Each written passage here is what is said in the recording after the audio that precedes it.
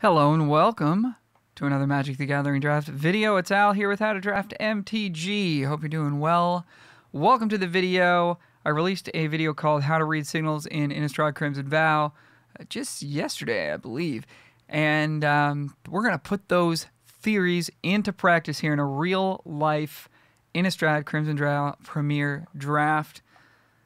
So settle back, buckle in, strap yourself in. Going to be a wild ride here. First decision we're going to be making is whether or not you like this video, and if you do, you should click like and subscribe and support the channel. I really appreciate it. Leave a comment if you have any questions. Really what I was going to say was, first decision we're going to be making is, did we open a bomb rare? There's a lot of those in the set, a lot of chatter about whether or not that makes for a fun limited set or not. But my job here is just to win as many games as I possibly can, and help you to do the same. So we're not going to worry about that right now, but we are going to concern ourselves with whether or not we opened a bomb. If we did, we're going to be trying to draft around that. So my color preferences somewhat fly out the window if we've opened a sweet bomb in green or blue, which are colors I don't love as much. We'll go ahead and start drafting those colors. If we don't open a bomb, we're going to be looking to get into black, red, or white as our pivot colors. So let's have a look at what we've got here. Concealing Curtains is the rare. Not a card I would consider to be a bomb, but a good rate card. Comes down on turn 1, which you'll love to see, and flips as a hasty, menacey 3/4 on turn 3. Take the best card out of their hand and cross your fingers that they draw land. So, you know, solid rate card, probably like a rare level, power level card. So, the best part about it is it's in black, which is a color that we're quite interested in drafting. So we're going to select that one for now. Other cards in the pack, Resistance Squad is pretty medium white uncommon, it's fine. Winning Security, medium black common, it's fine. A little bit expensive, don't want too many 5-drops. Kind of want to use our blood tokens to filter, not pump our creatures, but it's fine. Well, actually, no, because you do get to draw the card. So, you know, it's pretty darn good, actually. But it's still a little bit expensive, a little bit slow. Wandering Mind, pretty good. No premium removal in the pack. Rest of these cards are not really anything to write home about. Okay, so we took Concealing Curtains. Sounds good. Let's look at the uncommons. In the next pack, we're going to look to continue to get deeper into black if we can, so that we can sort of keep our options open going through the draft. But it's quite early. We're just going to take the best card we can out of each pack sort of for the first few picks here. So Mischievous Catgeist has some of my favorite text in all of Magic, which is, when this creature deals combat damage, draw a card. Unfortunately, the card has not been very good, so I don't think we're going to be looking to take it here. Frenzy Devil's not really playable. Ripsaw, not really playable. Shield Basher, Militia Rallier, Unholy Aficionado are pretty bad. In terms of black cards, we've got Gluttonous Guest, which is totally fine. Red is our other sort of pivot color we're looking to move into. If you want to know more about pivot colors, check out the video I mentioned at the beginning, How to Read Signals. Card's solid. Because we already have a black rare, we're going to stick to black. Syncopate and Cruel Witness are fine, but I would not change colors to draft them. And same goes for Hookhand Mariner. Snarling Wolf is not a card you're looking to take this early. So, Gluttonous Guest is not an amazing card, but happy to stay on color here. Pick 3, Blood Hypnotist. Is a card that I do like. I know there's some mixed opinions about it. It doesn't block, obviously, which is not great sometimes, but it does put a lot of pressure. If this made a blood token when it came down, it would be probably way too good. But that's sort of what I wish it did. I don't think we're going to take it here because there's a Diagraph Scavenger in the pack, and again, would like to stay on black if possible. And of the black commons, the Diagraph Scavenger is far and away the most flexible and most powerful. Courier Bat is good, specifically in white-black, and like if you have a bunch of Gluttonous Guests, but is not better than Scavenger. Sawblade Slinger is nothing to write home about, and the rest of these commons are all very medium. Falcon Wrath Celebrants is probably the best, or Lantern Bearer is probably the straight-up best card in the pack, but because we already have 2 black cards, we're going to go ahead and take the Scavenger here. Moving on, we've got Dig Up, which actually I was listening to Limited Level Ups, and Alex was saying this card's pretty good. I don't really like green-black in general, but I guess if you're green, I mean, this is almost like a free roll Evolving Wilds type card, and then yeah, if you could splash the black, then you get some extra value. So it's a solid card. It's not a rare that we're excited about, but it's a solid card. Again, looking to kind of stay black if possible here. Catapult Fodder is a nice one. Works with our Gluttonous Guest and our Curtains, and our Diagraph Scavenger. So I kind of like where that's at. We like one copy of Blood Fountain, pretty much any deck.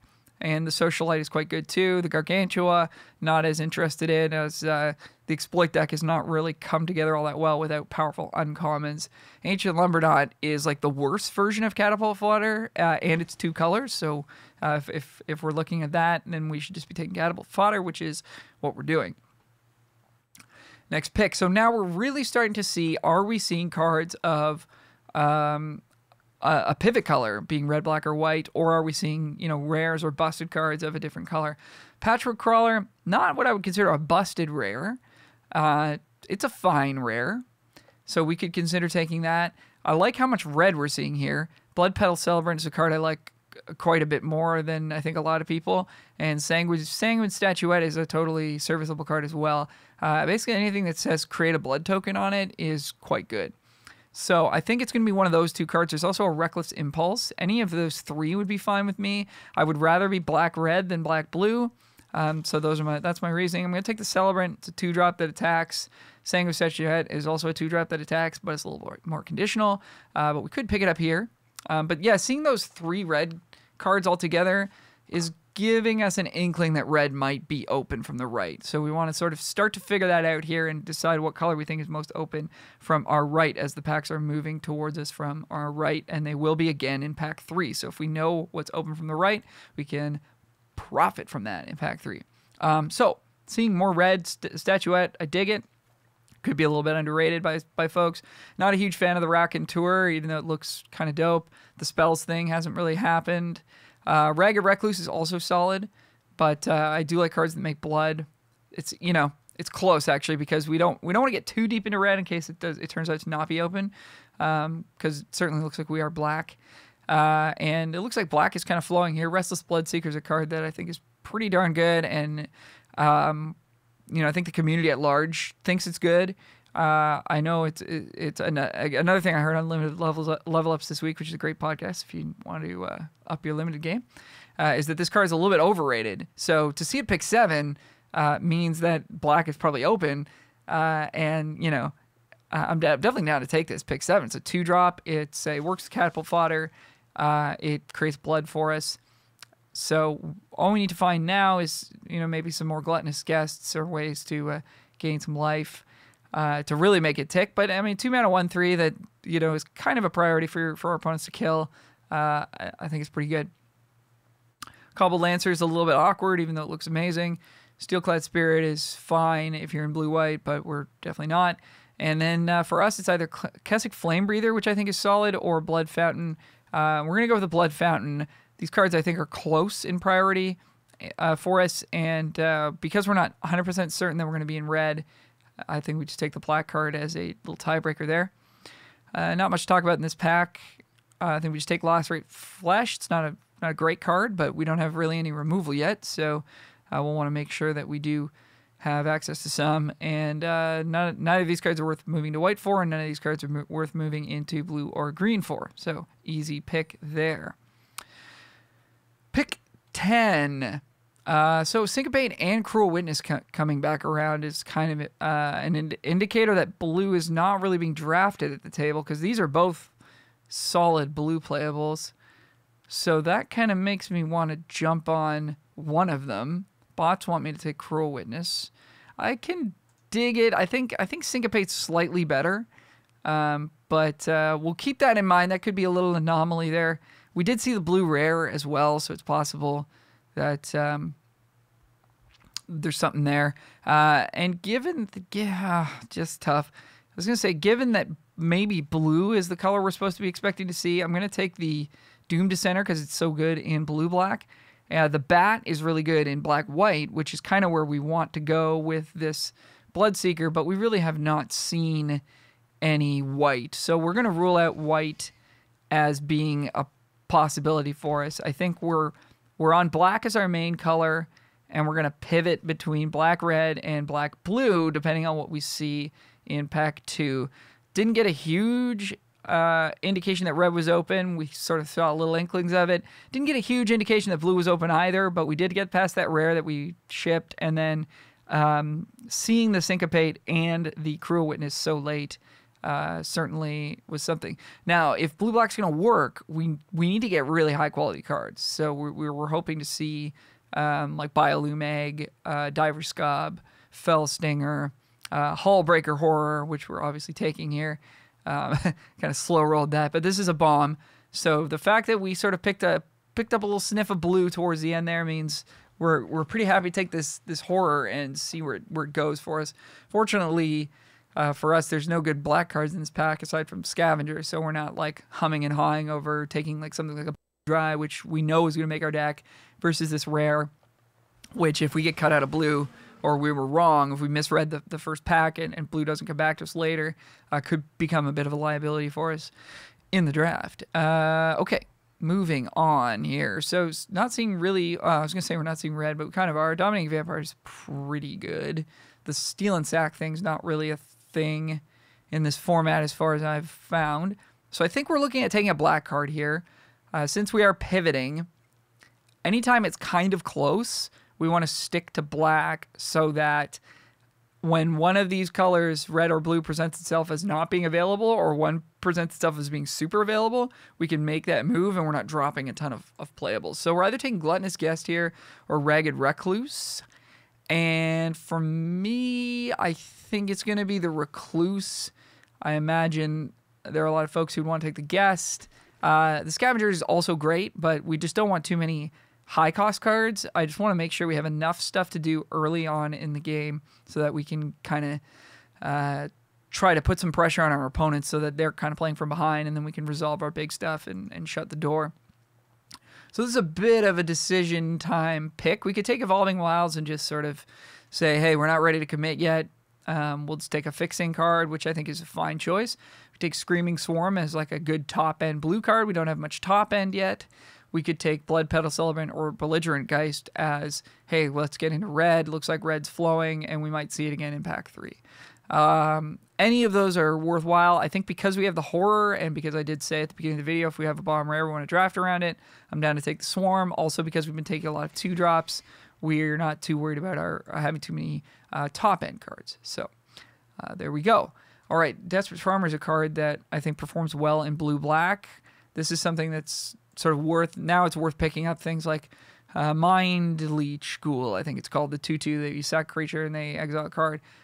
So ways to kill our own stuff is going to be good with Desperate Farmer. So we'll look for that. It's also another Wretched Throng in the pack. We picked up one. Don't love the card, but you know, if we can get a couple of these quote unquote for free because they're like at the end of the pack, then sure, we'll grab them. Desperate Farmer, I think, is a quality card that we actively want in this deck. So we're gonna pick it up here. And okay, blue not really flowing from the left, which is kind of concerning because we saw the Syncopate and the Cruel Witness wheel in pack 1, which would indicate that nobody's really playing blue, because for them to make it all the way around the table like 1.5 times, but now, you know, it would appear that somebody is maybe playing blue, so that's kind of scary for us. So again, I don't want to take a red card just yet. We could take a Wilds, we could take a Socialite, we could take a Recluse. I'm going to take a Socialite. We're ready for some force here. Socialite's a strong card. It demands removal. It creates blood for us. It's pretty nice. And pick 6. Lots of uncommons in this pack still. Markov Waltzer is excellent if you can find yourself in red-white. Angelic Quartermaster is also excellent. But I think it's a little too late for us to get into white. There was the Markov gain life, draw a card dude in the previous pack that we could have maybe speculated on, and then maybe we're taking this. But then we're just dropping so many other cards. So I think we're a little bit too committed to Grixis right now to switch off of it. So we're going to grab a Siphon Essence, which is like a solid playable. Okay, lots of cards. So now my faith in blue has been reinstated. We do want ways to sack our own stuff. Stitch Assistant and the Gargantua provide us with that, and the Repository Scab. I'm going to take Lantern Bearer because it's just so good, and it comes down early, and it's a good sack fodder. There's like a reasonable chance we get one of these back, I think. So we're going to hope to see one of those come back. Okay, pick 8. Persistent Specimen is a pretty medium sack fodder, but it's okay. We already have Doom Dissenter. We have Lantern Bearer. I don't know if we need to prioritize it here. We have no ways to actually sacrifice things yet, and I think that's going to be time to take Rocktide Gargantuan. It's not my favorite of the exploiters, but yeah, I think it's time to take that. None of these cards are very good. We could take Binding Geist, but it's just not really been doing the trick. I think we actually probably want... How many vampires do we have?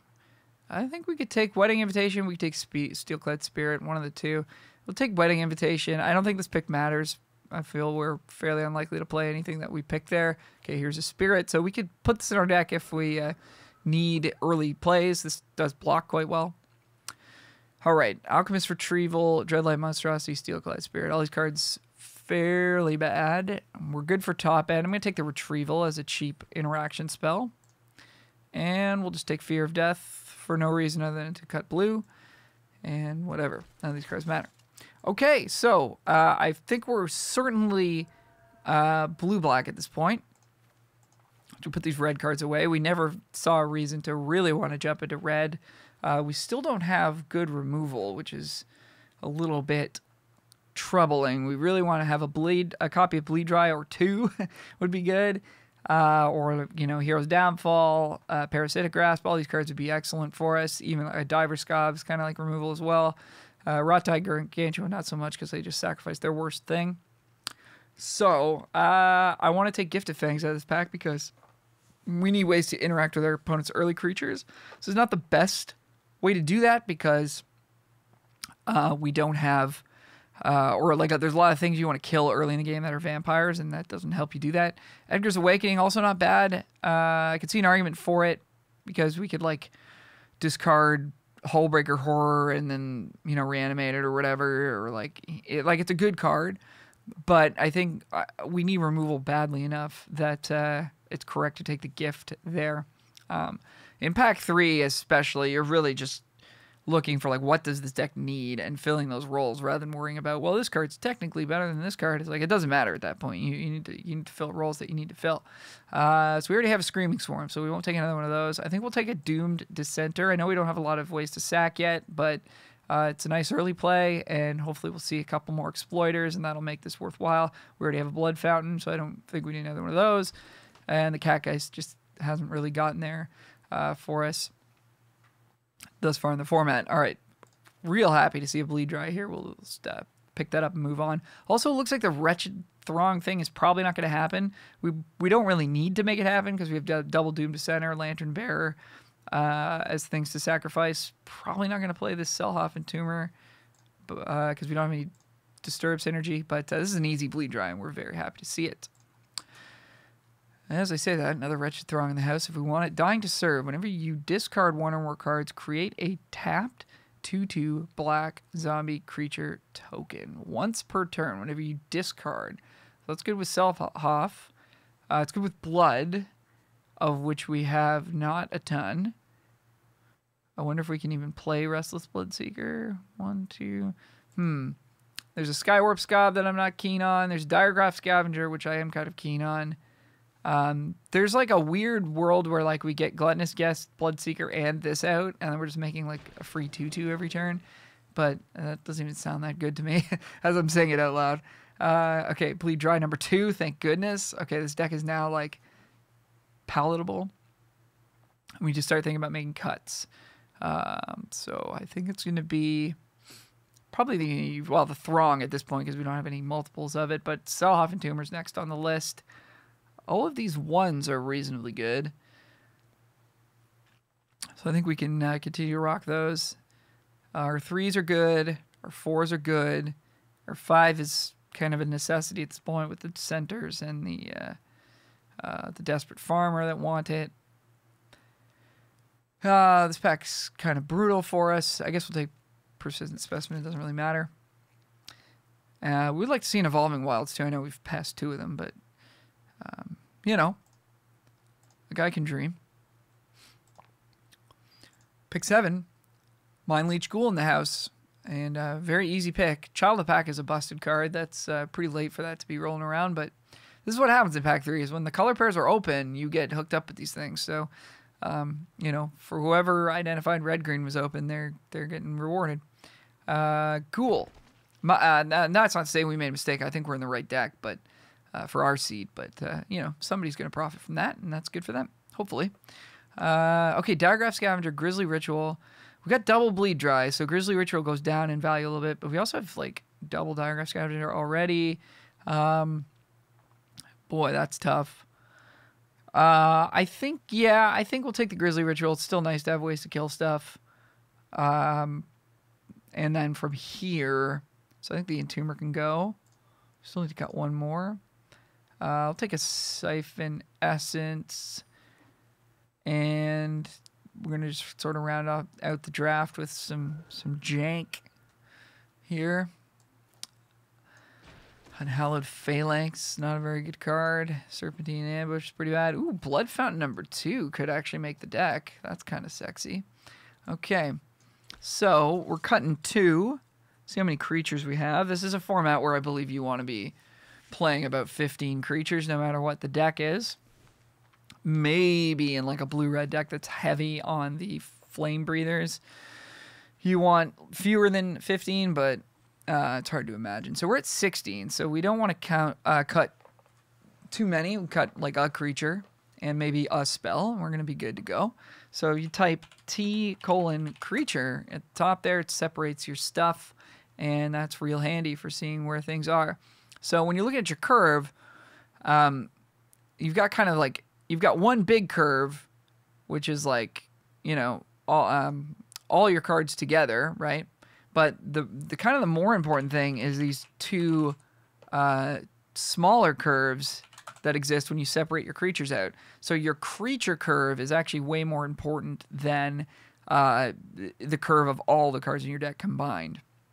And your spell curve sort of matters like, you know, a card like Grizzly Ritual, it's okay that this costs 6 because I'm going to be willing to pay 6 mana to kill anything and make 2 bloods and then like filter away some lands in the future. Like that's worth it, right? And it sort of fits in nicely with our deck. We're going to play a bunch of creatures early and put some pressure on our opponent, and then when they play something big, we're going to kill it and beat them down with our creatures. So you can sort of visualize how these are going to work together. Excuse me. Now, if our curve looked a little bit different, we only had a couple of 2-drops, a pile of 5s and 6s in Grizzly Ritual, well, that's going to be pretty awkward because we're going to have nothing to do early, and our opponent's going to be beating us down, and then later we're going to be like, well, we got a Grizzly Ritual, they're 3/3 or whatever, and then we also can't play our creatures. So you can kind of visualize how these games are going to play out based on just little thought experiments like that. So that's why it's so important to have a good creature curve, which includes a lot of low-cost stuff and very little high-cost stuff. But the high-cost stuff that you do play is very high impact. And then the cheap spells should sort of, again, reflect what we're trying to do here. So like Alchemist Retrieval is not maybe the most at home in this deck. It's always going to sort of find a fit, but I could see it getting cut. Also, if you look at like the counter spells, again, like we're playing a bunch of stuff early, we're going to be able to hold up Siphon Essence later. If we're ahead, if we're behind, we can't hold up Siphon Essence. We got to play stuff. So Siphon Essence could also be a cut. I think Syncopate's going to stay. These removal spells I think can stay. I think Blood Fountains both stay because they make blood, and I kind of want to keep the Blood Seeker in as well. Bloods are good with the Gluttonous Guest. They're good in general. We can grind our opponent out and return our Hullbreaker, Hoard to our hand, and stuff like that. So I think we want both of these. So I'm blabbing a lot here. What are we actually cutting? Ragged Recluse is good. If we play both Blood Fountains, the more blood we have, the better this card gets. So now I kind of don't want to cut that. Kind of don't want to cut these Doom Dissenters. We could cut one Doom Dissenter, actually, because we only have Ghoul and Gargantua that want us to sacrifice things. That's not going to come up all that often. Or we just cut the Ghoul, because it's just kind of bad. We also have Lantern Bearer as a thing that we're willing to sacrifice. So yeah, I think we cut a Doom Dissenter, and I think we cut Alchemist Retrieval, And there you go. That's my reasoning. We'll see how this deck does. I've not had success with blue-black yet in the format, but I think this deck's got some stuff going on. So at least we've got a good rare. We can hang our hat there. So we'll see for round 1. Here we go with round 1. We're on the play, which we always love to see. Our hand's a little weird. Gift of Fangs is fine. Hopefully we get to kill something early with it. But we don't actually have like a real play until turn 4. Screaming Swarm is not castable unless we draw an island. We got lots of time to do that, of course. But like, I think we actually want to put this hand back because this hand without Screaming Swarm would still not be very good. So I think we can do better. And what we're really hoping to see is like a 2-drop creature or a 1-drop creature. Just something to get on board with early and take advantage of the fact that we are going first. We have a lot of reactive cards in our hand, and we want to take advantage of the fact we're going first and make our opponent react to us. So we're going to take a mulligan here. This hand is probably not a whole lot better, but we do have a 2-drop. Unfortunately, it's not the kind that pressures. I think we just put Syncopate back. We don't want to put Hullbreaker Horror on the bottom of our deck because it's the best card in our deck, but that is pretty awkward. We could put Grizzly Ritual back as well, but if we had an island, I think we would consider doing that, but because we don't have an island, I think we just put Syncopate back because we may not draw an island for a little while, and we may find ourselves falling behind, and in both of those scenarios, Syncopate's going to be quite bad. So, all right, well, that's a nice draw for us. The Guest is going to give us a little bit of filtering. We could even pitch the Horror. We could pitch the Horror into the graveyard pretty, you know, without really feeling too badly about it because we know we can get it back pretty easily with a Blood Fountain later in the game. Better yet, we could pitch Screaming Swarm because that just could put itself right back into the deck. So we'll plan to do that. Gluttonous Guest in play for us. Blood Token, no attacks. Plastic back. Our opponent's on black-green. Hopefully they don't have a lot of ways to gain life. Oh, there's one. Okay. Land is a good draw for us. Let's sacrifice our blood, pitch our Swarm, I think. We could pitch the Horror still with the idea that like we'll actually be able to cast the Swarm kind of soon, whereas the Horror, we need a second blue source and like 2 additional lands after that to do it. So what I'm saying is I could see pitching the Horror here. Obviously the Swarm is like kind of free value, but it does blanket draw step. I mean, this game does kind of look like it's going long. We're both kind of turtling. So I guess we can pitch the Swarm, but I think it's worth thinking about. And land is good to see. We'll play a blue source here. And we can put this back in our deck. Second from the top. Problem is, like, we don't really want to draw this unless we're unless we know the top card of it. If our top card's a land, then we're okay drawing this. But otherwise, like, we want to see more lands before we put this back in our hand, right? Okay, they're gonna do this thing. Well, I guess if they target it, we'll put it back. Yeah. So, opponent's going to sort of force our hand there. So, hoping to see a land on top. Well, that's a pretty nice one as well. Okay, so, cool. So, we're just sitting around, chilling. This game looks like it wants to go long. Fortunately, we've got 2 very good things to do in the late game. Opponent going to Millipede it up. So keep in mind that Bleed Dry doesn't kill a creature, so it won't transform the Farmer. The Farmer's probably the creature we actually do want to kill the most. I think we're fine taking 2 here. I don't think we want to spend our removal yet. We don't really need to. So we'll just pass the turn back. So a little bit clunky of a start here for us, but this game seems like it's going to come down to whoever has the best rares. Let's put the Guest in front of the Millipede if they want to spend a card to kill our Guest. We don't really care. Plus, we've got Bleed Dry up to 2 for 1 then if we want. And here comes a Flourishing Hunter. Oh boy, that's a biggie. That's a biggie. Probably need to kill that. Because if we don't hit a land drop, then we're going to be in trouble. We're going to have to deal with this Desperate Farmer at some point. in the future, but maybe we could do that. All right, we got time to figure that out. So I think we bleed dry this now for mana efficiency. Hope to see a land here. Okay, so here we could pitch the Swarm again to try and hit a land drop. That makes it so that we can't actually cast the Swarm because it'll be in our graveyard. And we kind of want to. Could pitch Horror, could pitch Grizzly Ritual, or we could just sit back. Our opponent doesn't have great attacks on us here. Still. So I think we're okay to chill, but it's worth considering these things. Oh, God. Cool. At the beginning of combat on your turn, put 2/1/1 counters on another target creature. And if it flips, it's all of your creatures. Woo! Okay, well, I feel like if we can rip land. Yep. Yeesh. In for 4, eh?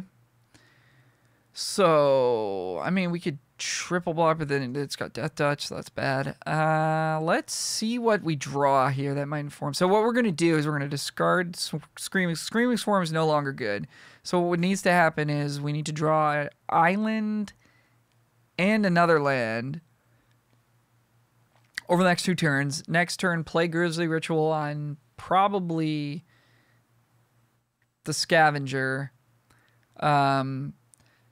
And then the following turn, draw a land, play Hullbreaker Horror, and then start bouncing all their things. I think this is the only way we can get out of this. So whether or not we want to block with Doom Dissenter, I don't know. We'll see what we draw here.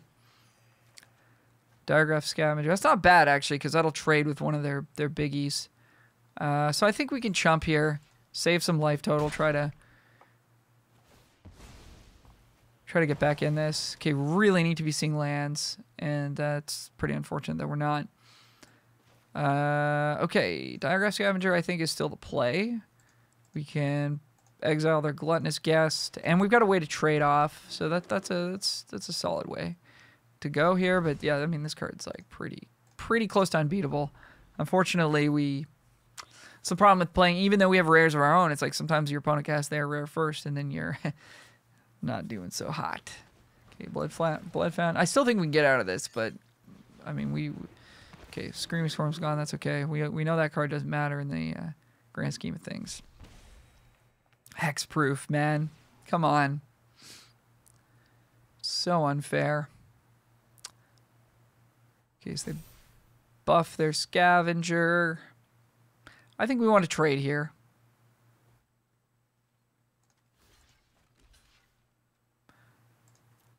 It's the biggest creature they have, so...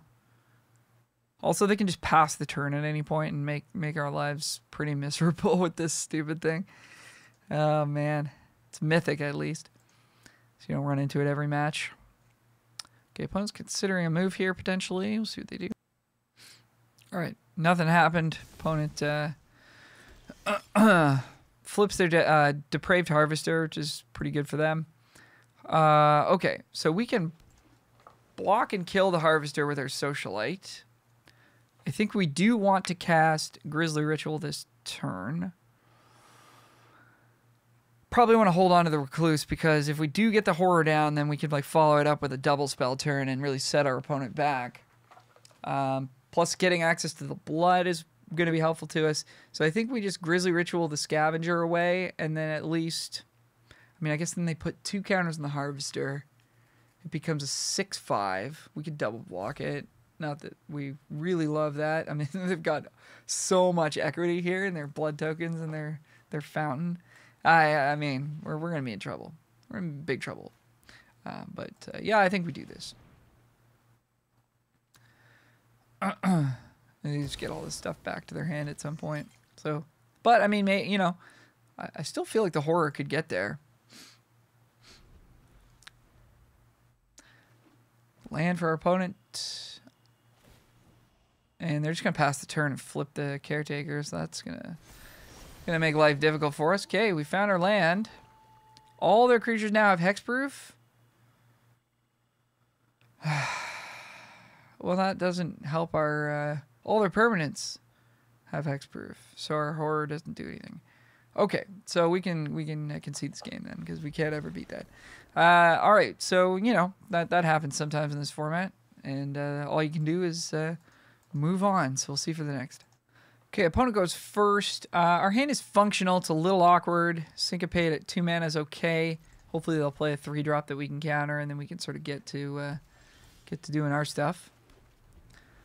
But would prefer this to be a creature, all things being equal. Okay, trainee we don't care about, so that's cool. And let's see what our opponent's got for us here. 3 mana, jam for 1. No problem. Pass the turn, even better. So it's either fodder or farmer. Huh. Well, fodder is a nice blocker. Desperate Farmer does block what they've got going on there, excuse me. And it races, so I think we play it. One's got 3 mana up. So could be a combat trick, could be probably just a combat trick, yeah. Okay. S12 Shield Basher. Actually good in this situation because we're not playing red. This card is horrendous against the red 1 mana deal 2, but it's actually quite good against us. Okay, Syncopate. We don't want to hold up, so we're either scavenging or we're catapult foddering. And I think in the interest of mana efficiency, we want to scavenge. And then like next turn, we could fodder plus hold up Syncopate. And I also think we want to attack with Desperate Farmer because if they block with the Shield Basher, we get that trade. That's fine. If they don't block, that's fine because we gain 2 life. And we're not going to be able to block this because it has Indestructible. And then we can play Diagraph Scavenger and they may not want to attack us at all. Because if our Scavenger dies, then our Farmer gets bigger. So it's a nice little plan, I think. Here we go. See what they want to do. So this flips at the beginning of combat. Okay, here comes both creatures. I'm definitely blocking the trainee because I guess they have to have exactly Adamant Will. And even if they do, that's okay because we're attacking them back for 4 lifelink. If they've got the +3/+3 or +2/2, then they're getting 2 for 1 here. And that's great for us. And if they just have to make a creature indestructible thing, then okay, so they're just gonna eat that or we're gonna eat that trainee. That's pretty good. Okay, so Guardian Paladin, that's a gross card. Very unfair. So what does this do? Target creature with a 1/1 counter gets trampled and lifelink until end of turn. That's kind of filthy. Okay, we've got Death Touch to make some things awkward. Of course, this can get bigger or indestructible. Okay, so we could Gargantua them. Either way, they're sacrificing a pretty valuable creature, but so are we. But then we get the Farmer flipped because we're probably sacking the Scavenger. We could sack the Gargantua to itself eventually. I don't hate that. I don't love any of this. Like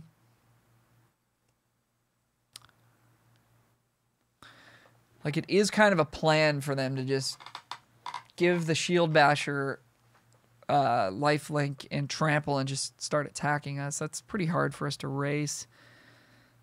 So maybe we do want to do the Gargantua play. It's mana efficient.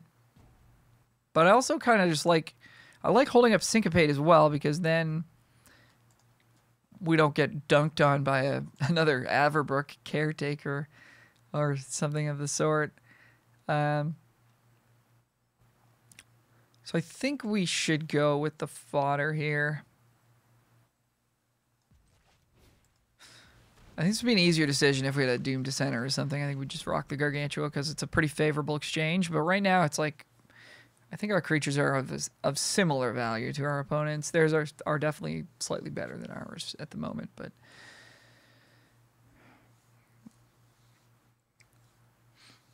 I think there's enough things I like about holding up the Syncopate. Although it is only Syncopate for 1, so I mean, it's kind of easy for them to play around it. Okay, we're going to block the Paladin with the Scavenger.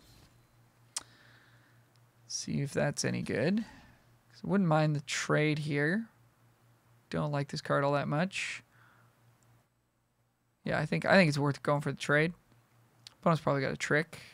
Although they didn't last time. And they do this time. And we can't counter it, so that's cool. So they're going to get our scavenger. We're going to get we're going to get a flipped farmer, which will get us back into the game in that sense.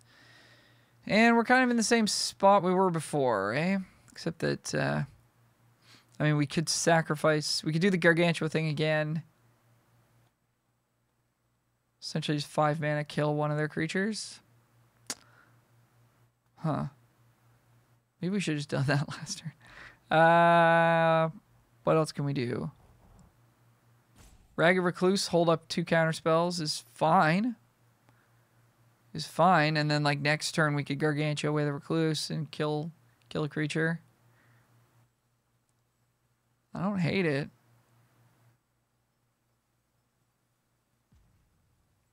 And we get to attack for 4 here, gain 4 back. I think I still like holding up counter spells. Don't at me.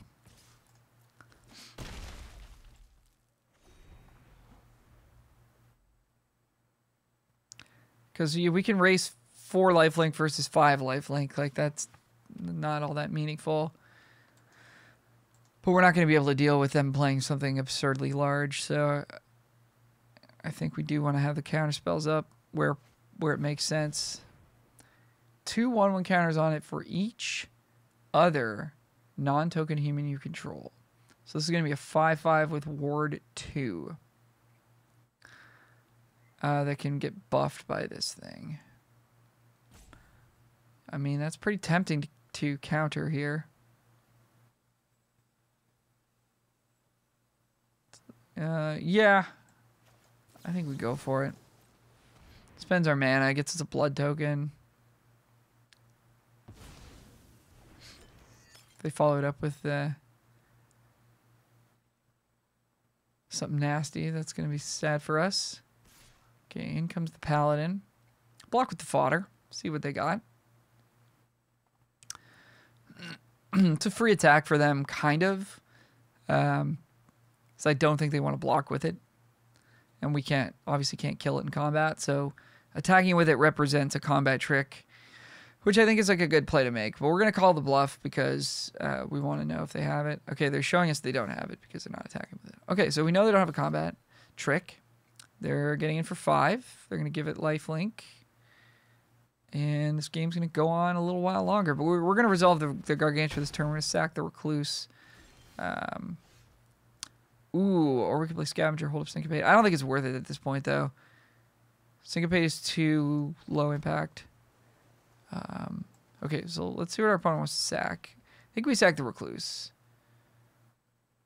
Although Cannon Fodder is not... Well, it's not going to flip anytime soon. That's the only thing, but... We got Scavenger. If we find a Gluttonous Ghast or something, it's probably worth it. Okay, so I'm going to sack the Paladin. That's fine. It's good. So now we're racing in a good way because we have lifelink and they do not. In before they drew something dope. In for 5. Maybe. I think you attack for 5 here. You're at 19. You can take a hit for 10. We'll take a hit for 5. We're gonna think about blooding away the Syncopate, but it might actually be fine just to like hit them down to 9 and then just hold up Syncopate X equals 5. Like there's not gonna be a whole lot they can do at that point. Except leave back the Shield Basher. So yeah, maybe we do just hold up Syncopate because I think we're firmly ahead right now. So we'll swing in for 10. And just hold up Syncopate. We can blood away the land at the end of turn if we want. I think that's fine to do. think that's fine to do. We could, if we draw a Hullbreaker Horror and then not another land, then that's kind of a shame. But our opponent can't attack now, so yeah. Okay, cool. Let's pitch this land. Doom Dissenter is fine. Mind Leech Ghoul is fine. So we could play Doom Dissenter into Mind Leech Ghoul and get them to exile whatever card is in their hand. It's probably just a land. Not sure that that's worth it.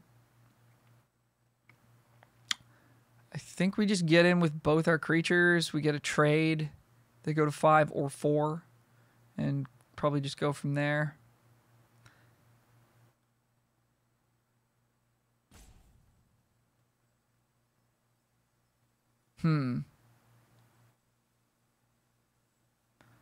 What could that last card be? I mean, if it's a combat trick, we're going to wish we had done this. If it's a land, it kind of doesn't matter. Maybe we do. Maybe it's worth it.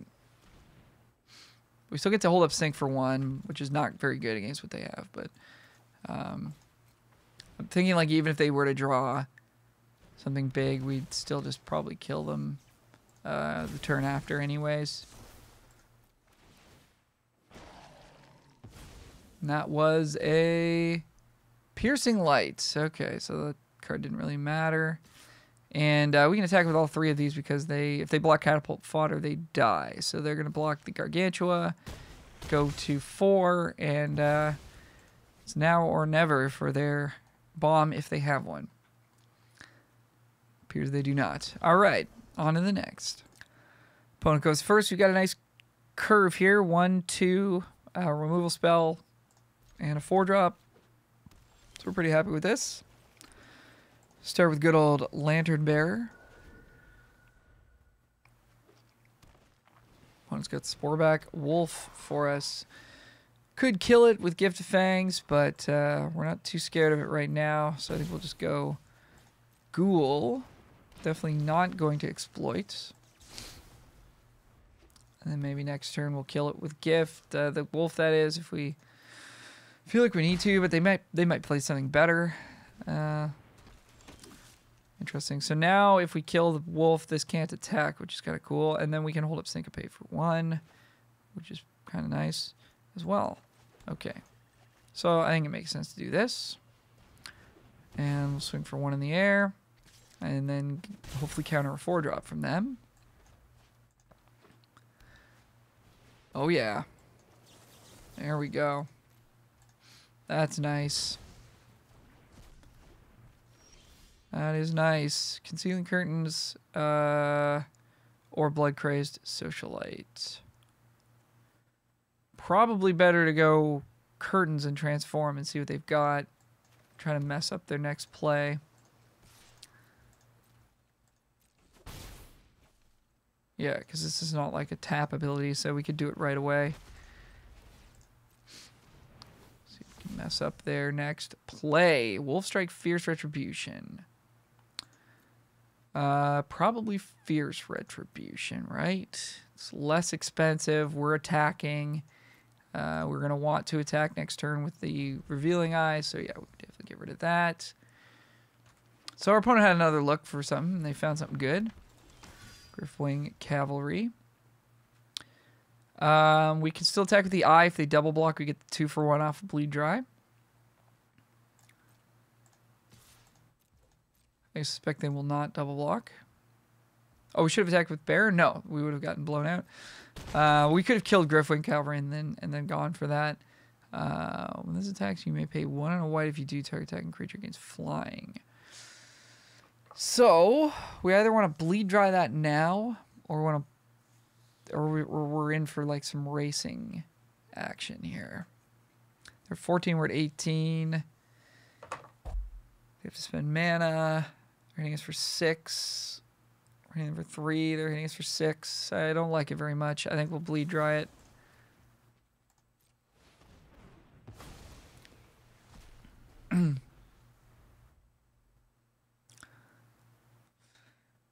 And this Hullbreaker Horror, not great here, but we can Blood it away off of the Socialite. Ooh, Blood Fountain.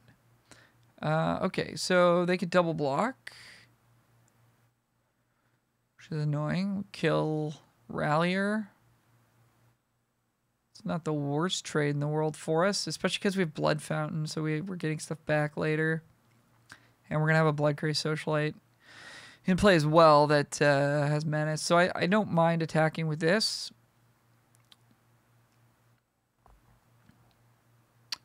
It's an instant. Yep. Okay.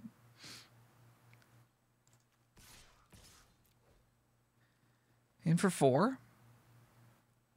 We're going to double up. We're going to kill the Rallier because the trainee is such a low attacked creature. I'd rather get the Rallier out of here. Go ahead and play a Socialite. Also, this opens up a Mind Leech Ghoul situation for us too.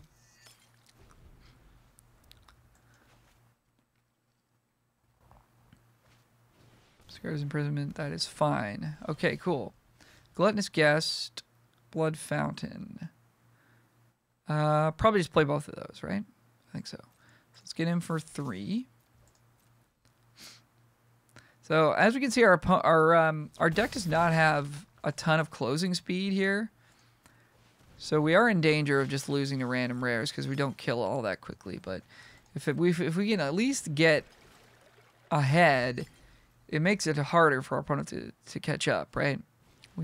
So we just, you know, really don't want to ever be behind in this format because then you're forced to use your good removal spells on your opponent's weak creatures, and then you don't get to kill their bombs with them. It's not a good look. Not a good look. So I think we're going to blood away the horror. We can obviously get it back later. The opponent's playing green-white, so they're pretty unlikely to have a way to exile it from the graveyard. Yeah, so let's start there. See if we can find something cool to do here. Gain a little incidental life.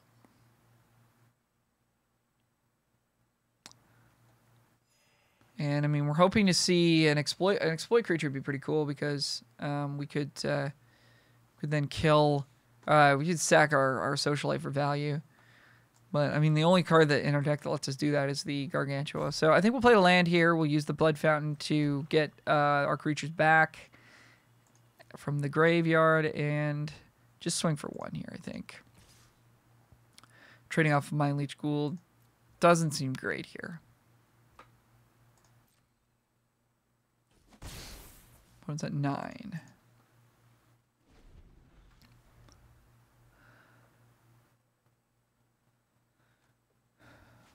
And they've got a Rural Recruit. It's a nice one. So they can train all of their creatures now off of this 3/1.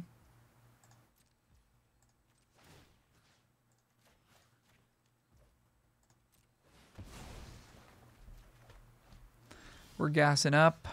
Diagraph Scavenger. That's a nice one. We're 1 land away from horror territory.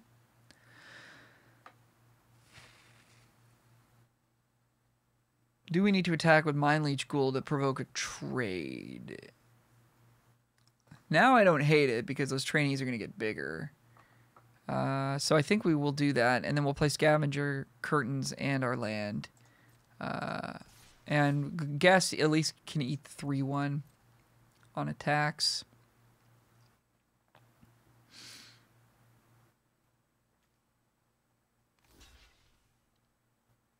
Since these are literally about to become 2/3s that die and give counters, I think it's an okay trade to make here. A little ahead of time, if you will. Yeah, sure. Put your no counters on your dude. Okay. Diagraph Scabby coming in. Not sure this decision matters very much. Guess we'll get rid of their training creature. Seems to be what they're all about. And say go. They know we have horror in hand. So if we draw a land, flashing it in isn't all that useful unless our opponent forgets that it has flash, in which case that's pretty cool. If we don't draw a land, we can Curtains and keep pressuring. Okay, our opponent just roped us out for several minutes, and we won, which is awesome. So we'll see you for the next game. Opponent goes first. Again, a little bit awkward for us. We can obviously play Syncopate on turn 2, but we don't have a creature until 4. Both our colors. I think we keep it. I think it's right on the line. We'll trust our deck a little bit to deliver us a 2-drop. There we go. Because we did put a lot of those in our deck. So now we actually have a decision between Dissenter and whether or not to hold up Syncopate. I think generally speaking, you play the creature. You just never know what your opponent's going to do or not do. Well, that's kind of just about the worst. So of course we wish we'd held up Syncopate, but what can you do?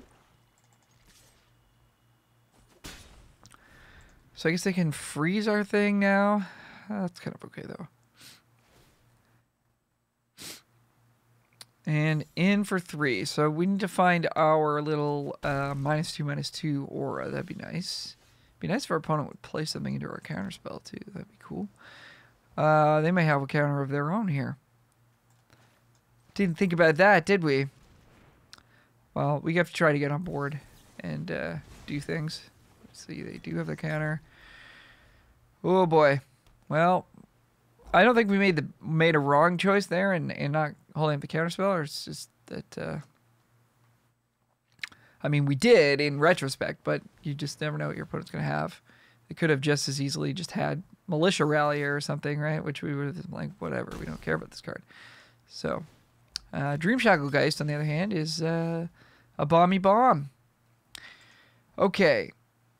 So again, we need to find removal. Opponent's got blood going. This is real bad. I feel we just play the Scavenger, gain a couple life, try to get on board here. Exiling our own creature to make sure that we do gain life. Even though we've got ways to recur creatures, we're not worried about that right now.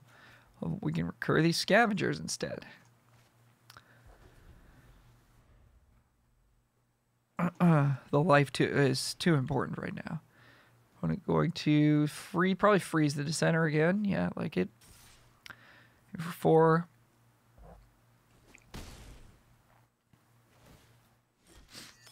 Yep. Hey. I mean, doesn't really do anything because they can just tap it, but at least it kind of does something. So do we want to play another Scavenger? Probably not until we can actually gain life with it.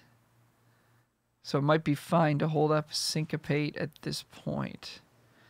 I'm going to get in for 2, though.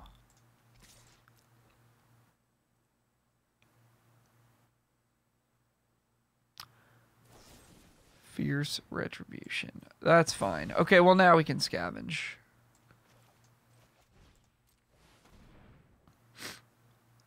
Scavenge the Scavenger.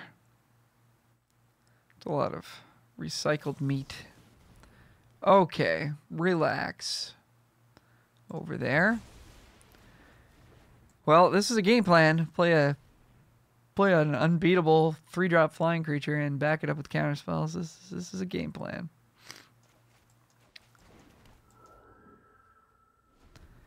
So we still have Gift of Fangs in the deck. We still got Bleed Dry. We do have removal spells. Even Grizzly Spectacle would get it. They've utilized 2 counterspells. Unlikely they've got another one, but I mean they could. Here of Hope is good too. Yep, nice, nice, nice. Land. It's not great for us. Okay, well, we've got probably one more turn to find something. Then we can go ahead and move to the next round. Okay, opponent moving to attacks, tapping our Lantern Bearer. We're going to 1. And what's it going to be? Make more blood. Rot-Tide Gargantua. I don't think that does it, because they just sack the Hope and swing in with the Geist. So, on to the next. Alright, we go first. Love to see a curve like this. Start with Blood Fountain into Doom Dissenter and kind of go from there.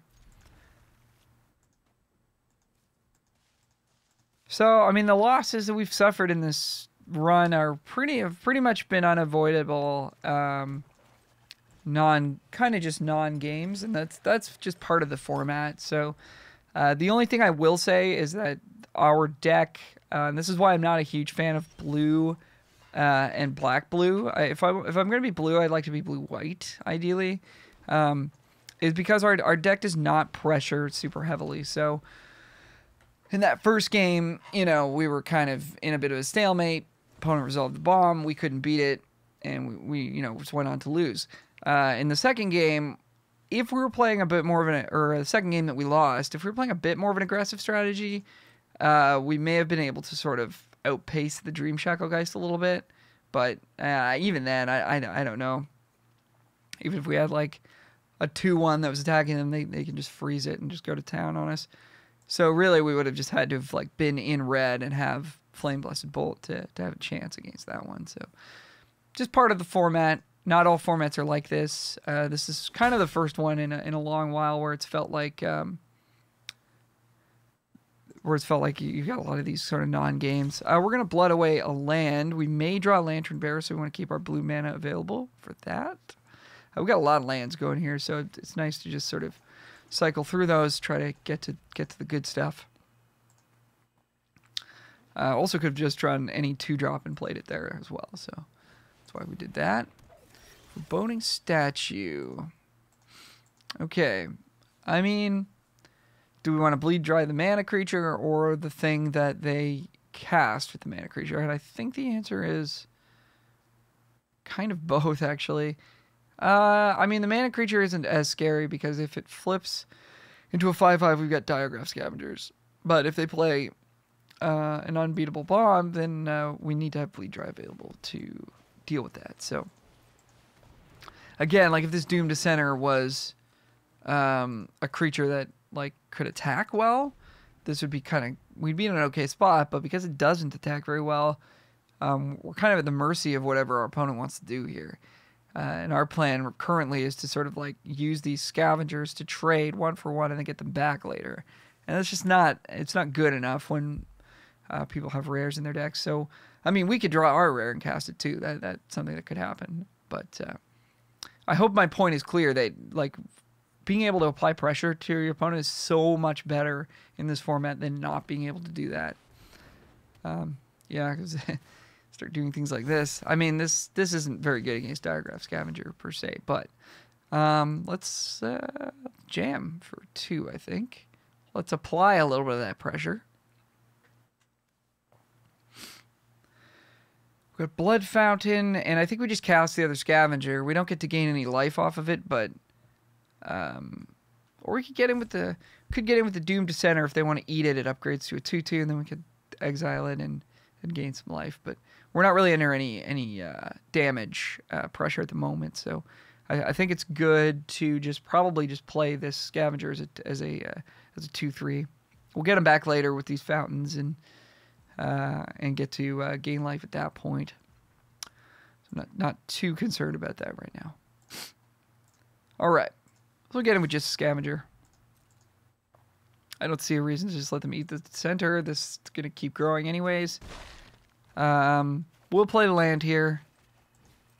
Since we do have cards in our deck that cost 6 and 7 mana, we'd like to see those come to us at some point.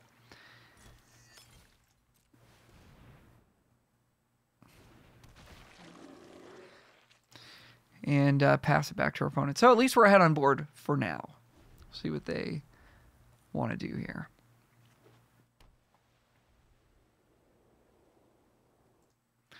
Spore Crawler's pretty good. Pretty annoying. Trades with the Scavenger, gives them a card.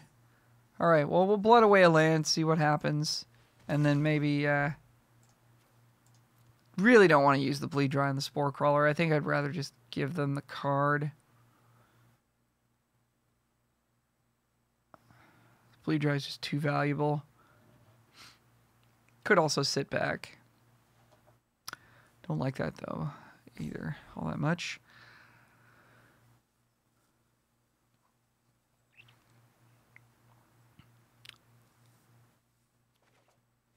Catapult Fodder. Okay, well, Interesting. We're going to get the flip right away. It's 17. So we could start throwing things at them.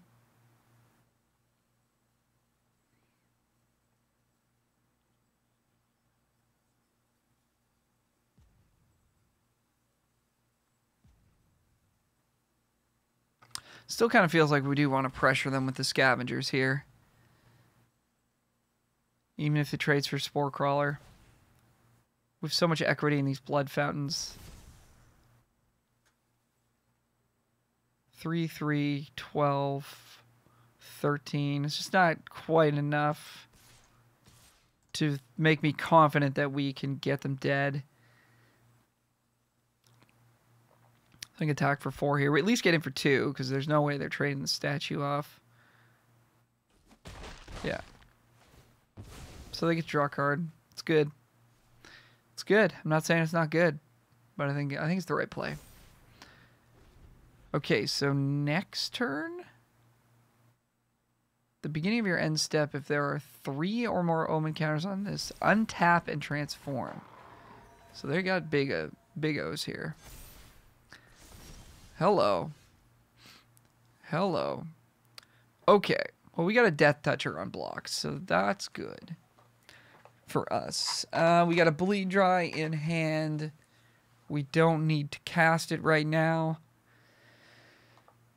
Because I think, well, ideally, we want them to, like, not attack us, and then we just get to Blood Fountain, right? Well, no, maybe not, because we want to return 2 things.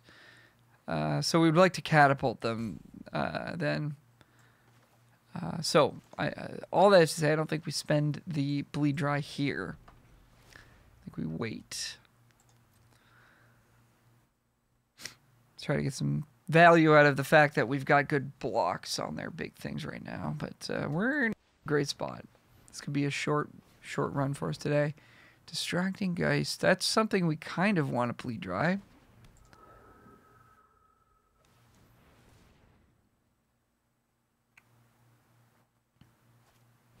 Drog Skull Infantry, not a huge deal. Dormant Grove is pretty darn annoying, though, isn't it? Okay, yes. Go to attack, sure. Okay, throw Doom to center, I guess. I think so.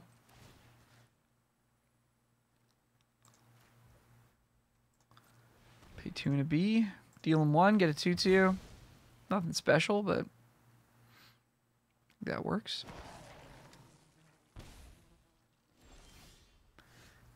Bearer. Sure. Let's play it. And we've got mana to do the Captain thing, the Bleed Dry thing, or the Blood Fountain thing if we want to. So yeah, I'll pass the turn. Their things are going to keep getting bigger. And, I mean, maybe we'll find our Hullbreaker Horror. If we find Hullbreaker Horror, we're, like, feeling pretty good, I think.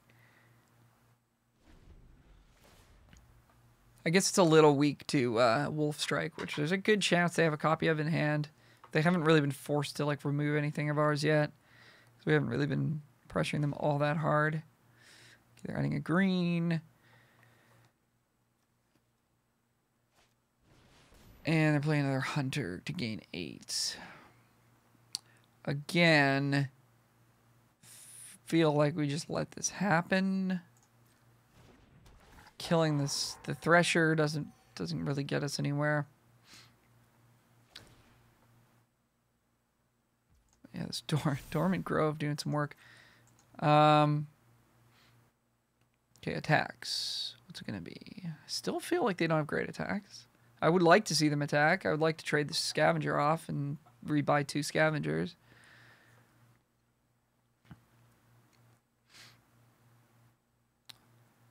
Yeah, I think an attack here from them would be net positive for us.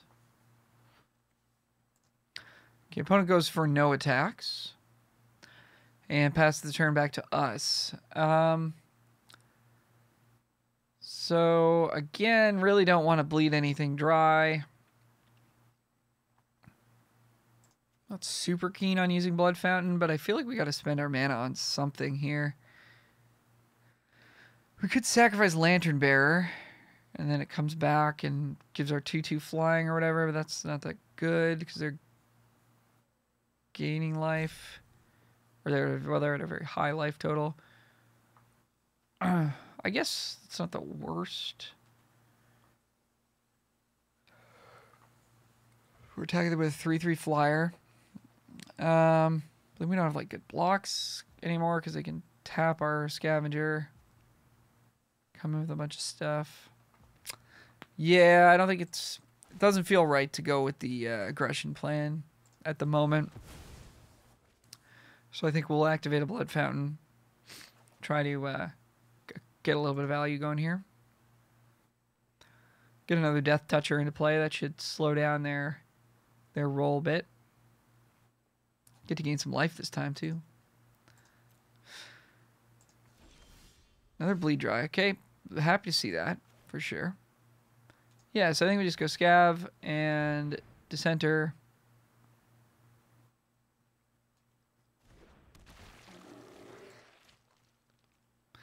Just one of these days we'll draw Hullbreaker Horror, and maybe it'll do something for us. I think we can get in for one with Lantern Bearer. It's obviously not that impactful, but I don't think we're blocking with it. We don't have anything that we really care about giving flying to at the moment.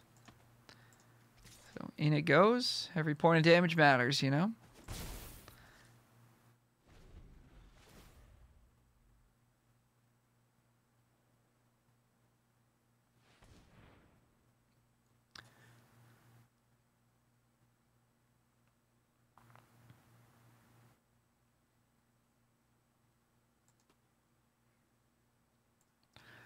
Okay, opponent triggers their Dormant Grove.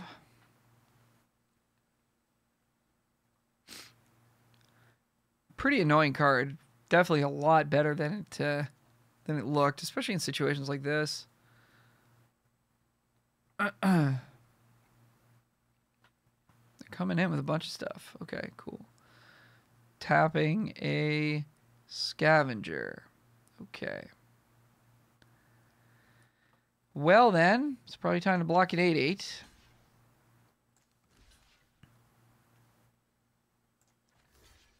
Do want to kill the Geist. Boy, combat trick here is going to be pretty good though. If they have it, eh? They probably do at this point. So many lands. And so many cards in hand. Okay, so 6, 12, 16, 17, 18, 19 goes to 3. That's not great for us. Maybe we just do this and this.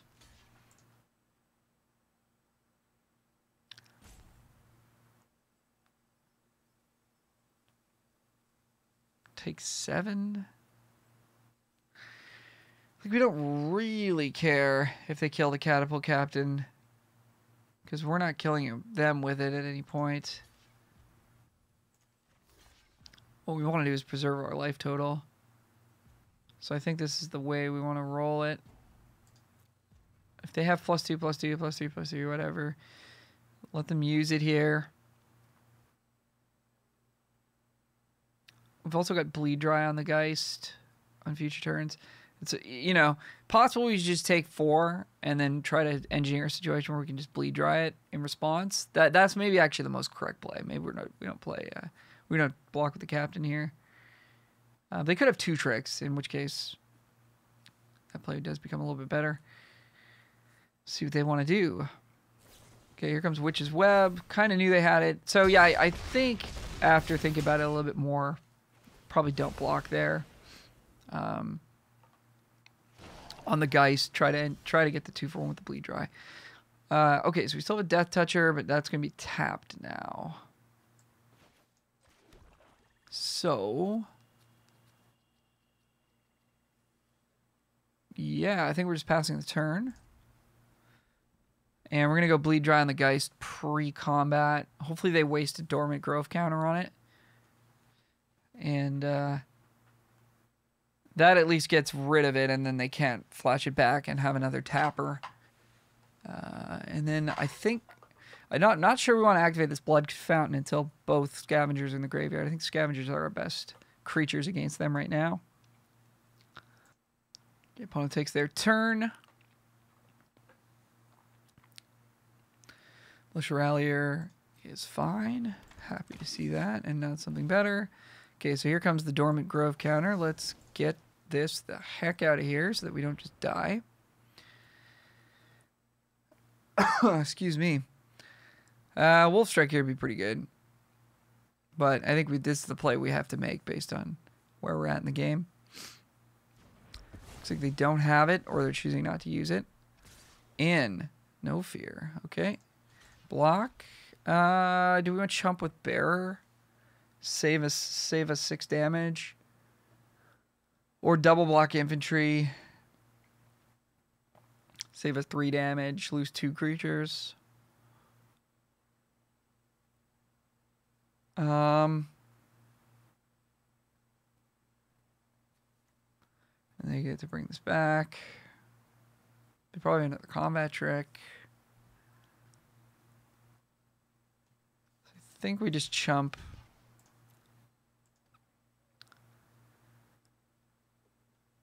And here's what Adamant Will. Yep, that's very good. Okay. Yep. Scavenger to the grave.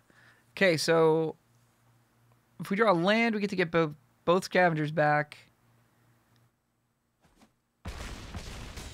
which is good. Gain a little bit of life. They do have something to exile. Grisly Ritual also not the worst here. It's not very good though, actually.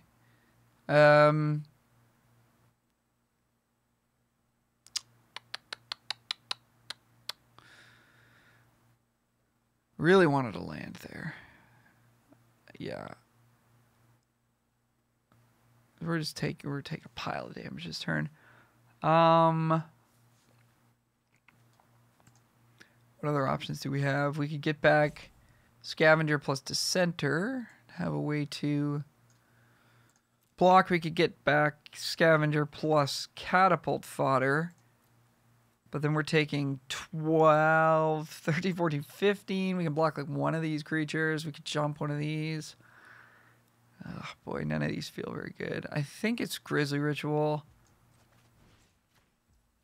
I think Grisly Ritual's the move. So as you can see, getting into this spot where it's like we're just trying to kill our opponent's creatures and not die, it's just not a reasonable strategy in the format. So we're not in a great place here.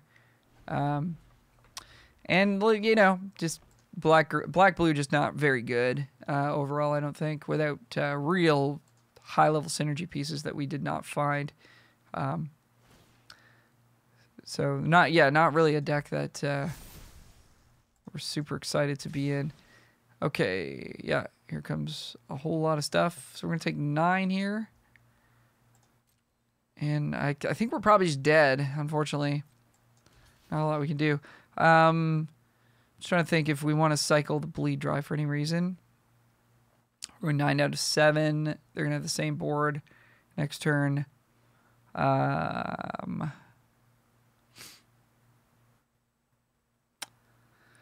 What could we find? Hullbreaker Horror wouldn't do it.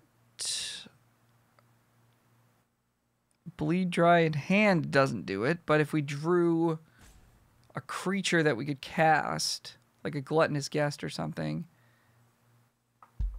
then we could stay in it. So I think it's correct to not cycle. Oh, geez. Okay, nice. Okay, cool. So, bit of a disappointing run here for us. Obviously, like the 2 losses, like I said, pretty much unavoidable. I think the color combination was open in our seat.